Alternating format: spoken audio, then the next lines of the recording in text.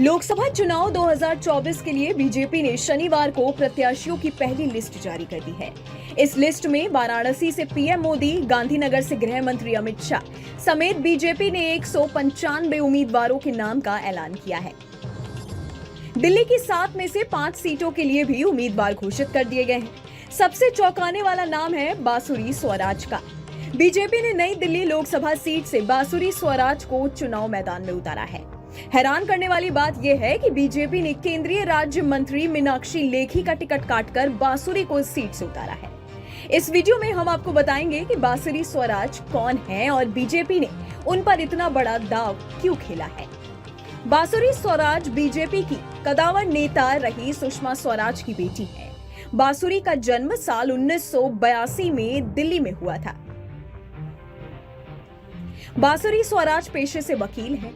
उन्होंने इंग्लैंड की university of Warwick से अंग्रेजी साहित्य में स्नातक की डिग्री हासिल की है।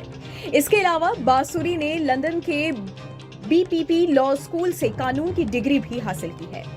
बांसुरी स्वराज ने ऑक्सफोर्ड विश्वविद्यालय में मास्टर की डिग्री भी हासिल की है। बांसुरी दिल्ली बार काउंसिल में 2007 में शामिल हुई थी और मौजूदा समय में सुप्रीम कोर्ट में वकालत करती है। अब तक उन्होंने कई बड़े मामलों में अपनी भूमिका निभाई है। बांसुरी स्वराज के कानूनी पेशे की बात करें, वो 16 साल से काम कर रही है। उन्होंने रियल एस्टेट, कॉन्ट्रैक्ट और टैक्स आदि से जुड़े कई आपराधिक मामलों में वकालत की है।